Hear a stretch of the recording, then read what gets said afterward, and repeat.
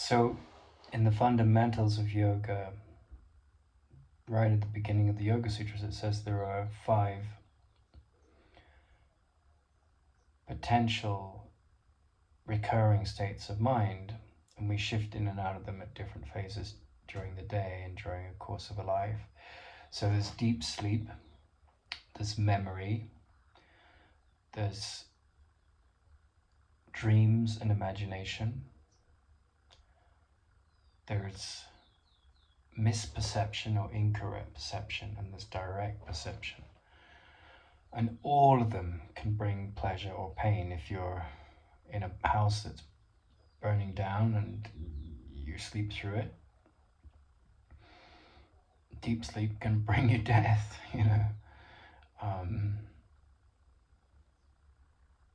You can have happy memories, you can have sad memories. You can imagine yourself to be in a really beautiful situation, and you can imagine yourself to be in a very difficult situation. And then you can glance quickly. In fact, I had an experience like this years ago. My foster brother was on the other side of a pond at a garden center, and the pond was covered in pink floating gravel. And I glanced quickly and I thought he was walking over the gravel, but I was young and impetuous, and I ran over to him at a great speed. And I was severely deceived. I didn't see that it was a pond, and I didn't see that he wasn't actually on the gravel, he was just behind it. And I walked on water for about 2.5 steps because I was running so fast. And I plunged into ice cold water. It was in January in northern England. And that brought me, I think I went to the second stage of pneumonia very, very quickly. And my father had to rub my legs and take off my wet clothes. So misperception can bring you pain, and then it can also bring you, pleasure. Like, for example, you could look at a rope very quickly and see a snake, and then once your misperception has faded, well, the misperception in that case doesn't bring you pleasure or relief, but the realization that it's misperception does. But you can live in a sort of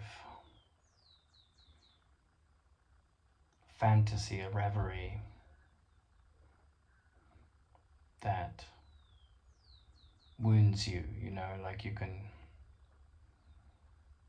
do a degree course thinking that it's going to be the solution to your problems and end up realizing that it's not your passion and you've been misperceived. So it can temporarily bring you pleasure. Misperception can also bring you pain. And direct perception, you look at your bank balance and you want them to be more money there, that could bring you a sense of displeasure. Or you look at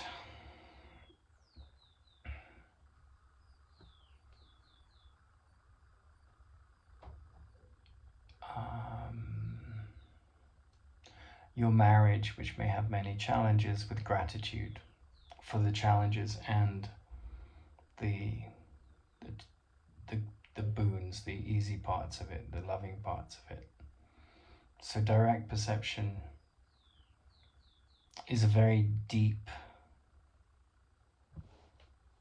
place, deeper than all the others, with the possible exception of deep sleep, because in deep sleep,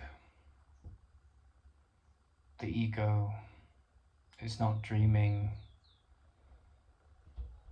it's not planning, it's not plotting, it's just very quiet. And what they call in the Orient the self is dominant, you're resting in the self. But direct perception, the goal of yoga is to marry direct perception to the awareness of the self. And they're the 5 states, the fundamental states that we move through and use as tools or crutches to live in the body. But the fundamental focus is to see things as they are from beyond the eyes of the body and the ego. And there's 8 stages to yoga. There's yama and niyama, which are essentially, codes of conduct, and they're a bit like the 10 Commandments. Do not harm. Ahimsa was one of the critical ones. And then beyond those first 2 steps, there's the yoga asanas. Asana means to sit in a flexible position. And beyond that, there is pranayama, which is control of the breath. And then there's pratyahara, which is the withdrawal of the senses from the focus on the outside world to going within. And beyond pratyahara is concentration, which is called dharana. It's when the mind starts to become very still and quiet and starts to have some capacity to really focus and concentrate. And then comes dhyana, which means in Sanskrit to measure, which is meditation. And that's deeper than dharana, which is to measure, which is to concentrate. And then the mind starts to, it focuses on an object, and it can be any object that you can think of, and the goal is to have direct perception of that object. And then the ultimate goal in yoga is the next 2 steps. There's only 1 step left, but it's the focus of the first step is the recalibration of dhyana, which is, instead of focusing on an external object, the focus is of the observer, the witness, onto itself. And then when you get very far along with that meditative practice, seeing the self beyond the ego, when that focus is mastered, samadhi follows. And samadhi is, there's Nirvikalpa Samadhi and Sahaja Samadhi. And Sahaja Samadhi means you're completely absolved in the self. And a very advanced yoga practitioner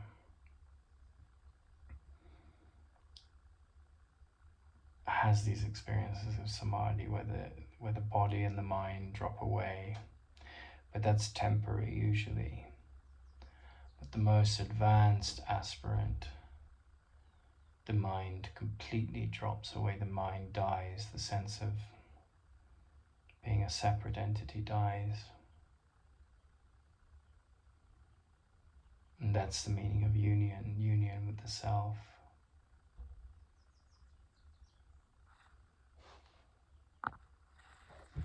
And in a sense, it's quite a strange concept, yoga, because